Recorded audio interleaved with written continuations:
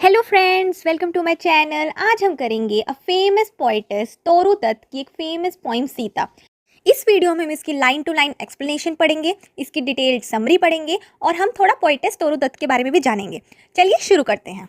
सबसे पहले हम तोरू दत्त के बारे में जानते हैं। इनका रियल नाम है तारुलता दत्ता। ये एक इंडियन बंगाली पोइटेस है और ट्रांसलेटर है ब्रिटिश इंडिया से, जिन्होंने इंग्लिश और फ्रेंच दोनों में लिखा है। और ये founding figures of Indo Anglican literature. Indo Anglican literature वो होता है जो इंडियन पीपल इंग्लिश में लिखते हैं, उसको कहते हैं। इनके जो फेमस वर्क हैं वो है Sita, a sheaf gleaned in French fields in 1876 and Asian ballads and legends of Hindustan in 1882।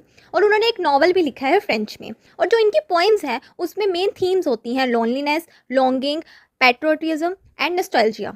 अब जो हम पोइम पढ़ने जा रहे हैं सीता, उसके बारे में जानते हैं। ये एक तोरू दत्त की पोइम है जो उनके collections Asian ballads and legends of Hindustan in 1882 में पब्लिश हुई थी। ये एक ग्रेट इलस्ट्रेशन है कैसे इंग्लिश लिटरेरी स्टाइल को इंडियन लेजेंड मीन्स एक एपिक के साथ जोड़ा गया है। इस पोएम में दत्त ने इमेजिनरी पिक्चर ऑफ 3 चिल्ड्रन को दिखाया जो एक स्टोरी को सुन रहे हैं। और जो ये पोएम है वो बेस्ड है सीता माता, जो हमारे रामायण में सीता माता है, उनका एग्जाइल मीन्स उनके वनवास के टाइम का, जब वो वाल्मीकि जी के आश्रम में रही थी। जिस वजह से इसको 2 लेवल्स पे पढ़ा जा सकता है। पहला लेवल है मिथ एंड मेमोरी, जहाँ सीता की जो स्टोरी है, दुख भरी कहानी है, उसको दिखाया गया है। और चिल्ड्रन के वंडर मतलब उनकी हैरानी को भी दिखाया गया है जो वह स्टोरी को सुन रहे हैं। और सफरिंग और प्रेजरवेरेंस मतलब दृढ़ता इसकी मेन थीम्स हैं। और इसके अंदर 3 स्टैंजाज हैं जिसका स्ट्रक्चर ऐसा है। पहले स्टैंजा में चिल्ड्रन है और उनका इमेजिन फॉरेस्ट है, दूसरे में सीता का विजन है और तीसरे में प्ली है, एक इच्छा है, एक दलील है कि इस टेल को, इस स्टोरी को बार बार रिपीट करना चाहिए और सब तक पहुंचाना चाहिए। अब इस पॉइंट की लाइन टू लाइन एक्सप्लेनेशन करते हैं। मैंने इसको स्टैंजा वाइज नहीं बांटा है, मैंने इसको 4 लाइन्स में बांटा है ताकि आपको इजीली समझ आ सके। और इसमें जैसे हमारे एग्जाम में रेफर टू द कॉन्टेक्स्ट आते हैं तो मैंने उसके हिसाब से इसको पूरा कंपाइल किया है। सबसे पहले जो 4 लाइन्स हैं, 3 happy children in a dark and room, what do they gaze on with wide open eyes, a dense dense forest where no sunbeam pries and in its centre a clear spot there bloom. और जो इसका reference to the context है वो सबके लिए same है। You can add more lines जो आपको सही लगता है, लेकिन आपको ये चीज़ तो लिखनी ही है चाहे जो भी स्टेंजा आए। जैसे these lines have been taken from the poem Sita written by Toru Dutt. In this poem the poetess remembers when her mother told the story of Sita. मतलब इसके अंदर पोइटेस याद करती है, नॉस्टैल्जिया है इसके अंदर कि कैसे उसकी मदर एक स्टोरी सुनाती थी सीता माता की, जब वो अपनी सेकेंड एग्जाइल में थे, मतलब अपने वनवास में थे वाल्मीकि के आश्रम में। अब इन 4 लाइन्स की एक्सप्लेनेशन करते हैं। ये जो पहली लाइन्स है इस पोइम की, उसके अंदर तोरू दत्त बता रही है कि जो 3 चिल्ड्रन हैं वो हैप्पीली बैठे हैं एक डार्क एंड रूम में, और जो उनकी मदर वो स्टोरी सुना रही हैं वो बहुत एक्साइटमेंट के साथ वो उसको सुन रहे हैं। उनकी जो आइज़ है वो वाइडन है, मतलब खुली हुई हैं वंडर में, मतलब वो बहुत एक्साइटेड है कि हाँ कौन सी स्टोरी उनकी मदर सुनाने वाली है। और उनका इमेजिनेशन ने उस जो डार्क एंड रूम है वो इसको एक अच्छे से जंगल एक कन्वर्ट कर दिया। और जो सेकंड लाइन के एंड में क्वेश्चन मार्क है वो ये दिखाता है कि कैसे तोरू दत्त अपनी रीडर्स से सवाल कर रही हैं कि उनको क्या लगता है कि चिल्ड्रंस क्यों ऐसी अपनी आंखें बड़ी कर कर क्या देखने की कोशिश कर रहे हैं। उसके बाद तोरू दत्त बताती हैं कि एक dense dense forest where no sunbeam pries. इसका मतलब ये है कि फॉरेस्ट इतना ज़्यादा डेंस है कि कोई सनबीम, कोई सनलाइट वहाँ तक नहीं पहुँच पा रही है, लेकिन वहाँ एक क्लियर स्पॉट है जिसके अंदर उनको एक मैजिकल सी चीज़ दिखाई दे रही है, जिसको हम आगे पढ़ेंगे। ये जो लाइंस हैं वो एम्फसाइज करती हैं कि कैसे स्टोरी टेलिंग की कितनी इंपॉर्टेंस होती है और चिल्ड्रन की इमेजिनेशन की कैसी पावर होती है, कैसे वो इनोसेंट होते हैं। और तोरू दत्त ने एक छोटे से अपार्टमेंट का यूज़ करके कैसे एक लेजेंड को उन चिल्ड्रन के इमेजिनेशन के थ्रू यहाँ पर हमें सबको दिखाया है। अब इन लाइंस को क्रिटिकली अप्रिशिएट करते हैं कि इसमें जो थीम्स हैं वो है power of story telling, childhood innocence, imagination और इंडियन माइथोलॉजी को उन्होंने साथ में कंबाइन किया। इन्होंने जो लिटरेरी डिवाइसेस इसमें यूज़ करी हैं वो है इमेजरी। इमेजरी क्या होती है कि जब ऐसे वर्ड्स को कोई पोइटेस यूज़ करती है ताकि जो रीडर्स हैं वो घर बैठे भी वो उन सब चीज़ों को अपने मन में इमेजिन कर सकें। जैसे उन्होंने यूज़ करा विजुअल इमेजरी में dark and room, wide open eyes, dense dense forest, no sunbeam pries. इन लाइंस में रीडर्स जो हैं वो इमेजिन कर सकते हैं कि वो कैसे इन्वायरमेंट के बारे में बताने की कोशिश कर रही है। और उन्होंने इसमें कॉन्ट्रास्ट का भी यूज़ किया है कि जो डार्कनेस ऑफ रूम है उसको ब्राइटनेस ऑफ इमेजिनेशन के साथ कंबाइन करके दिखाने की कोशिश करी है। इन लाइंस में उन्होंने पर्सोनिफिकेशन का भी यूज़ किया है। जैसे सनबीम है वो ट्राई कर रही है प्राई करने के लिए, मतलब देखने के लिए फॉरेस्ट के बीच में, लेकिन वो देख नहीं पा रही है, तो इसमें सनबीम को पर्सोनिफाई किया गया है। इसमें कुछ सिंबल्स भी यूज़ किए गए, जैसे चिल्ड्रन उनको रिप्रेजेंट करते हैं कि इनोसेंस और इमेजिनेशन को। डार्क एंड रूम है, ये सिंबलाइज करता है फिजिकल वर्ल्ड को जो डल है, लेकिन जो इमेजिनेशन है वो बहुत ब्राइटन अप है, आप कुछ भी इमेजिन कर सकते हो। और जो उसके बाद है फॉरेस्ट, जो एक मिस्ट्री, एग्जाइल और इन सबको सिंबलाइज कर रहा है कि जो हमारी लाइफ में ऐसी मिस्ट्री होती है उसको। और clear spot in the forest symbolise कर रहा है होप को, कि जितनी भी लाइफ में डलनेस हो, होप ही बहुत ज़रूरी है। तो एक डल से फॉरेस्ट में भी एक क्लियर स्पॉट है जो होप को दिखाता है। इस पोइम का स्टाइल और टेक्निक कैसा है, इसमें राइमिंग स्कीम कैसी है, आइज, प्राइज, रूम, ब्लूम, इसकी राइमिंग है। रेपिटेशन का यूज़ किया है, डेंस डेंस वर्ड को 2 बार लिखकर, ताकि उस पर एम्फसाइज कर सकें। और उसकी इमेजिनरी को बढ़ाने के लिए, चिल्ड्रन की इमेजिनेशन को, तो ये सब यूज़ किया है। इसकी स्टाइल और टेक्निक है।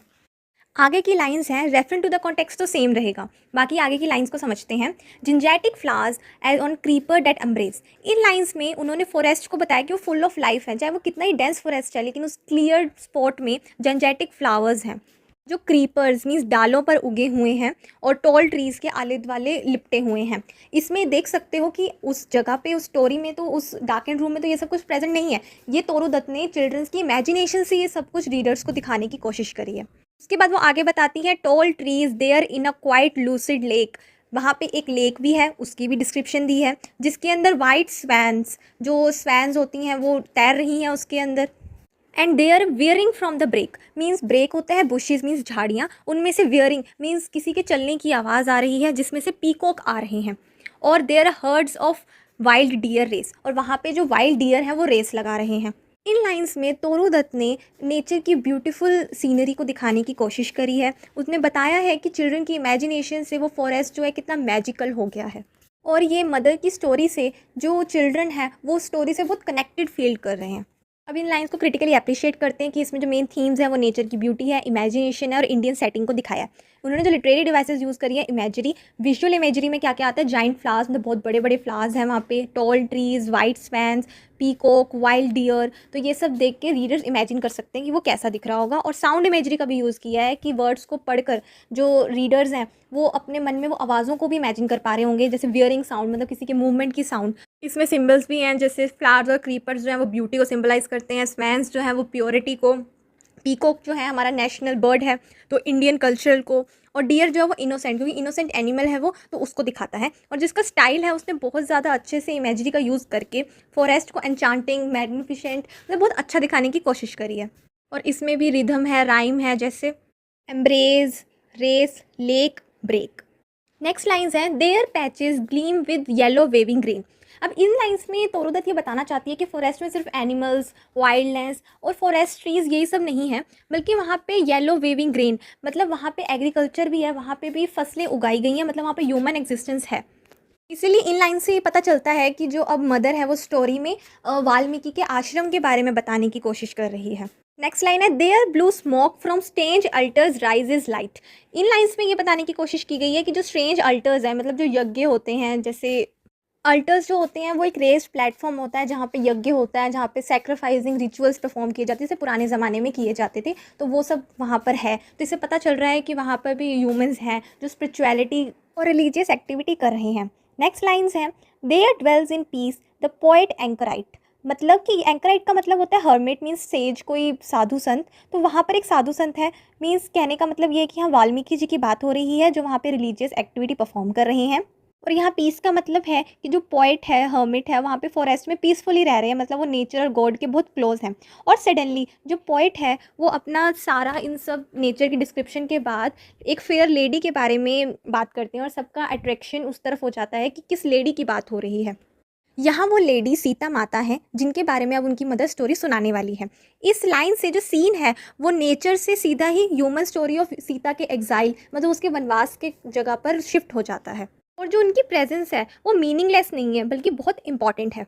अब इन लाइन्स को क्रिटिकली अप्रिशिएट करते हैं। इसमें इमेजरी और सिंबल्स का यूज़ किया गया है, जैसे गोल्डन ग्रीन। अब गोल्डन ग्रीन में जी से एलिट्रेशन का भी यूज़ किया गया है, और ये सिंबलाइज करती है प्रोस्पेरिटी और फर्टिलिटी को। Blue smoke from the altars, मतलब जो वहाँ पे रेज प्लेटफॉर्म से ब्लू स्मोक आ रही है, मीन्स यज्ञ की जो धुआं आ रहा है वो स्पिरिचुअलिटी और सैक्रेडनेस को दिखाता है। पोएट एंकोराइट, वो एक सेज को दिखाता है जो पीस में रह रहे हैं उस नेचर के साथ। और फेयर लेडी, वो वहाँ पे सीता माता है जो प्योरिटी और सफरिंग का सिंबल है। इसके जो मेन थीम्स हैं वो harmony with nature, spiritual atmosphere और इंट्रोडक्शन ऑफ सीता, मीन्स इसकी लास्ट लाइन से सीता का इंट्रोडक्शन हो जाता है।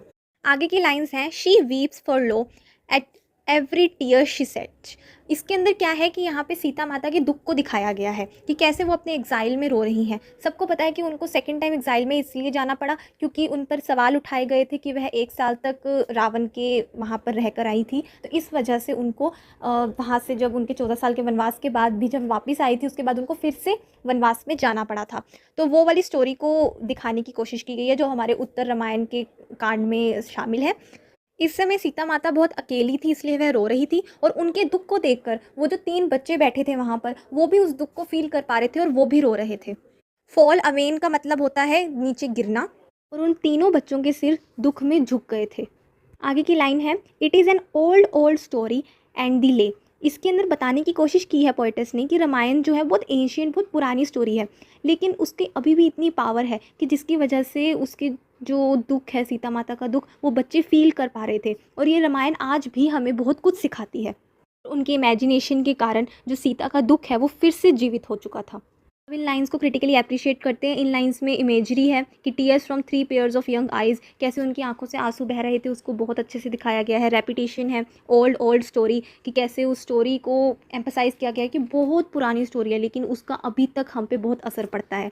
सिम्बल्स हैं, सीता का टीयर जो उसकी सफरिंग और सेक्रीफाइस को दिखाता है, और कैसे वुमेन पेट्रियार्कल सोसाइटी में कैसे उनको पेन सहना पड़ता था वो दिखाते हैं। चिल्ड्रन की जो टीयर्स हैं वो उनके इनोसेंस को दिखाते हैं। और इसकी जो मेन थीम्स हैं वो पावर ऑफ स्टोरी टेलिंग, कि कैसे उसको स्टोरी को बताया गया कि चिल्ड्रन भी उस चीज़ को फील कर पा रहे थे, और जो इसकी टोन है वो बहुत इमोशनल है और जिसका मूड है वो बहुत ज़्यादा सैड है।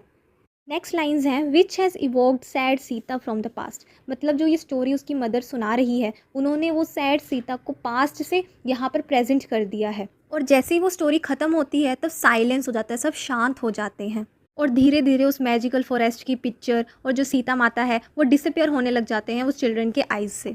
And melts the picture from the site away, yet shell they dream of it until the day.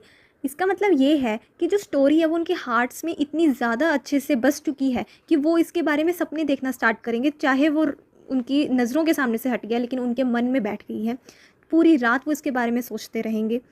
और इसकी जो एंडिंग है वो हाईलाइट करती है कि स्टोरी टेलिंग की क्या पावर होती है, कैसे उनकी मदर इस ट्रेडिशन को पास आउट कर रही है, कि कैसे वो एशियंट एपिक जो रामायण है वो अपने चिल्ड्रन तक पहुंचा रही है, और जो सीता की स्टोरी है उसका कैसे इन्फ्लुएंस है उन यंग माइंड्स के ऊपर।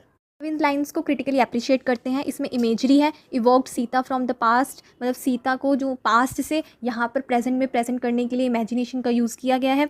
मेल्ट्स द पिक्चर मीन्स इसमें एक ड्रीमी थिंग दिखाई है। इसमें सिंबल्स यूज़ करे गए हैं, जैसे ये मदर की स्टोरी जो सिंबलाइज करती है कि कल्चरल स्टोरीज़ को पास ऑन किया जाता है to one generation to another. जो ड्रीम है वो सिंबल है कि कैसे मिथ जो हैं वो मेमोरी में अभी भी जीते हैं और इमेजिनेशन के थ्रू हर बंदे तक पहुंचते हैं। मेल्टिंग पिक्चर ये सिंबल है इमेजिनेशन का। इसमें जो मेजर थीम्स हैं वो है power of oral tradition, imagination of children, timelessness of myth, family and culture. और इसका जो टोन है बहुत ज़्यादा जेंटल और नॉस्टैल्जिक है, और जो मूड है बहुत काम है और ड्रीमी है और थोड़ा सैड भी है। अब इस पोइम की 2 लास्ट लाइंस के बारे में जानते हैं जो एक कपलेट फॉर्म में है। कपलेट क्या होता है, जिसकी जो राइमिंग स्कीम में लास्ट की 2 वर्ड्स हैं वो राइम करते हैं, जैसे साइड और इवन टाइड। फाइनल कपलेट में तोरू दत्त ने सीता की स्टोरी से मूव करी है स्टोरी को अपनी लाइफ की तरफ। जैसे वो बताती है कि कैसे वो याद करती है कैसे वो और उसके भाई बहन जो है वो मदर की साइड पर बैठते थे इवनिंग्स में और वो स्टोरीज़ को सुना करते थे, और इतनी डीप सैडनेस में वो पूछती है कि कब वो चिल्ड्रन वापस ऐसे इकट्ठे होंगे जैसे वो पहले इकट्ठे थे। और जो ये फ्रेज़ है मी, ये दिखाता है कि वो कितनी दुखी है क्योंकि वो जानती है कि जो हैप्पी मोमेंट ऑफ चाइल्डहुड थे वो हमेशा के लिए अब चले गए हैं। और जो ये कपलेट है वो पोइम को एक पर्सनल और एक इमोशनल एंडिंग देता है। ये पोइम ये दिखाती है कि सैडनेस सिर्फ सीता के एग्जाइल के बारे में नहीं है, बल्कि इसमें पोइट की भी सैडनेस को दिखाया गया है, कैसे वो लॉस, मेमोरी और longing for warmth her mother love को इतना ज़्यादा मिस कर रही है। अब इन लाइंस को क्रिटिकली अप्रिशिएट करते हैं। इसकी जो टोन है बहुत ज़्यादा नॉस्टैल्जिक है, पर्सनल है। इसमें वही थीम्स हैं, चाइल्डहुड मेमोरीज, लॉस, जो पोएटेस के लॉस को दिखा रही है, फैमिली बॉन्ड और जो टाइम है और चेंज। और इसमें सिंबल्स हैं मदर साइड, जो मदर के लव और कंफर्ट को दिखाते हैं। इवन टाइड मतलब इवनिंग, जो सिंबल ऑफ पीस और यूनिटी होता है। और क्वेश्चन फॉर्म, इस क्वेश्चन फॉर्म के अंदर है, जो बता रहा है कि longing for something that can never return. मतलब पोएटेस बहुत दुखी है, पर उसको ये भी पता है कि ये जो यादें हैं वो वापस कभी नहीं आएंगी। ये पोइम यहीं ख़त्म होती है। आई होप आपको समझ आ गई होगी। एक बार हम इसकी समरी कर लेते हैं, इसके थीम और स्ट्रक्चर को डिटेल में डिस्कस कर लेते हैं कि इसमें जो मेन थीम है वो है power of story telling, imagination, childhood, suffering, patience of Sita माता, टाइमलेसनेस और नॉस्टैल्जिया और लॉस। इसकी जो फॉर्म है वो है, ये राइम स्टैंजाज में डिवाइडेड है, जिसकी राइमिंग स्कीम A-B-B-A है या कहीं कहीं A-B-A-B है, जो स्मूथ रिदम है और म्यूजिकलिटी दिखाती है। और जिसके नरेटिव लेयर्स हैं, मतलब ये 2 लेयर्स में पढ़ी जा सकती है। पहला लेवल है मिथिक लेवल, जिसमें सीता की स्टोरी बताई गई रामायण से। और दूसरा लेवल है इमेजिनेटिव लेवल, जिसके अंदर चिल्ड्रन जो है वो स्टोरी को विजुअलाइज कर रहे हैं। और जो तीसरा लेवल है वो पर्सनल लेवल है, कि मतलब पोएटेस ने अपनी चाइल्डहुड मेमोरीज और अपनी लॉन्गिंग, अपने लॉस को भी दिखाया है। इसकी जो टोन है वो पहले स्टार्ट होती है वॉन्डर से, मतलब चिल्ड्रन जो है बहुत इमेजिन कर रहे होते हैं, बहुत हैप्पी होते हैं। और उसके बाद धीरे धीरे वो ब्यूटी को दिखाती है, जो फॉरेस्ट सीन का डिस्क्रिप्शन था। उसके बाद वो लास्ट में सीता के सोरो को दिखाया जाता है, जब वो सीता रो रही होती है और साथ में चिल्ड्रन भी रोते हैं। और एंड में नॉस्टैल्जिया है, कि जो पोएट है वो अपना पर्सनल एक्सपीरियंस शेयर करती है अपनी मदर के साथ। Thanks for watching. Please like, share, subscribe for more such videos. आपके कोई भी डाउट है, कोई भी सजेशन है, मुझे कमेंट सेक्शन में ज़रूर बताएं। Thank you.